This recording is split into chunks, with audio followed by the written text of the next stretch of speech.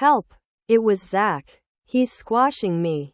Oh, no, I said, looking down at the sidewalk. Abraham Lincoln had Zach pinned to the ground. Oops. I guess I should have warned Zach. Bo shrugged. Abraham Lincoln's favorite sport is wrestling. Abraham Lincoln held tightly to Zach. Where are we? He demanded to know. What have you done to me? Where is the telegraph office?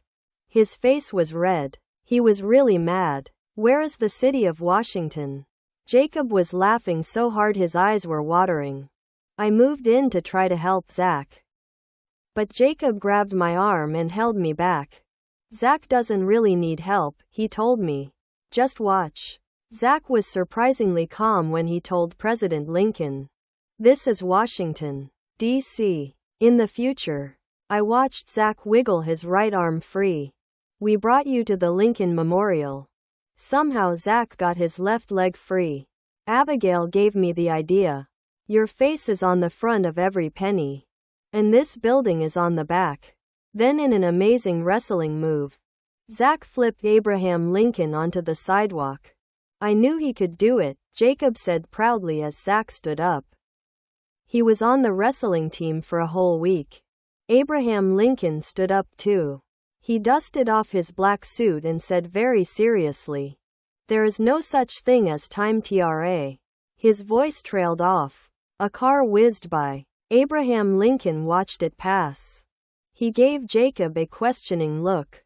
That's called an automobile, Jacob told him. A boy on a skateboard. Then an airplane in the sky. In our time, people can travel through the air. We rushed to catch up. Before we reached the top step, President Lincoln raised a finger to his lips. Listen, he commanded in his presidential tone. We stopped. We heard a woman's voice. She spoke loudly, clearly, and for a second, none of us moved. We just listened. 7 years ago, our fathers brought forth upon this continent a new nation, conceived in liberty, and dedicated to the proposition that all men are created equal. President Lincoln looked excited. What a wonderful beginning to a speech, he exclaimed. He moved to the side of the steps. A group of students was gathered around the woman. I am proud to see a freed slave instructing a class of students. President Lincoln smiled for the first time since we met him. We're in the future, Jacob reminded him.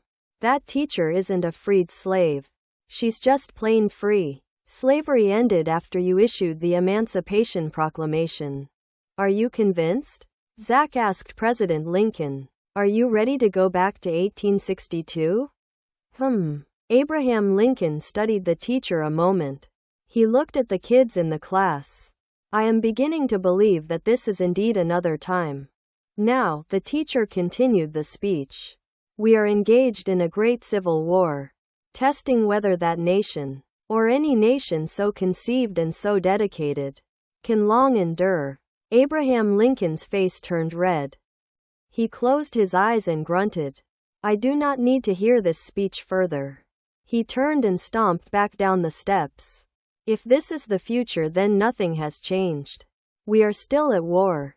No, no, no. Everything has changed, I called after him. I hopped down 2 steps to catch him. He was walking really fast. Wait.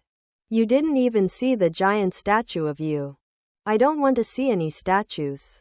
The teacher speaks about the Civil War as if it continues, Abraham Lincoln said without stopping. If this is the future, then I did nothing. The war still rages, and soldiers still fight. No, Jacob said, rushing to keep up. She's a history teacher, reading your speech. If you'll go back up, you'll see, I added. Those words are carved on the wall. Bo tried to jump ahead of President Lincoln. She's reciting the Gettysburg Address. It's a speech you gave after the Battle of Gettysburg in 1863. The war wasn't over when you spoke, but it was clear to everyone that the North would win. I did not write this speech, Abraham Lincoln said. He walked around Bo. I have never been to Gettysburg, Pennsylvania. Not yet, Jacob said. But it will be the most famous speech you'll ever give. You are mistaken, President Lincoln said as we reached the bottom step. This is not my speech. And it never will be. We'd better take him back to 1862, Bo said.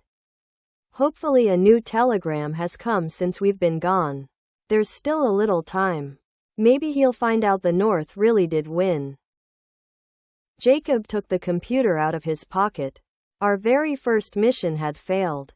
What more could go wrong? Jacob was about to put in the cartridge and send us back to the telegraph office when suddenly a car pulled up to the side of the road.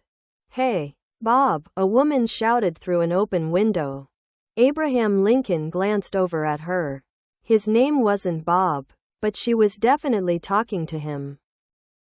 We've been looking all over for you, she told him. You're late. Good thing you're already wearing your costume. Let's go. Where are we going? President Lincoln asked. The theater. Of course, the woman answered. There's a school group coming to see the play. She opened the car door. Get in. Quick. I've always loved the theater, Abraham Lincoln said. He looked at the car. He looked at us and said loudly, I made no difference to my own time. Everyone wanted me to quit. So I did. He smiled broadly for the second time that day. And I am not going back. And before Zach could tackle him or Jacob could use the computer or Bo could tell him what he'd read, Abraham Lincoln got into the car and sped away. We were in big trouble. Really big trouble.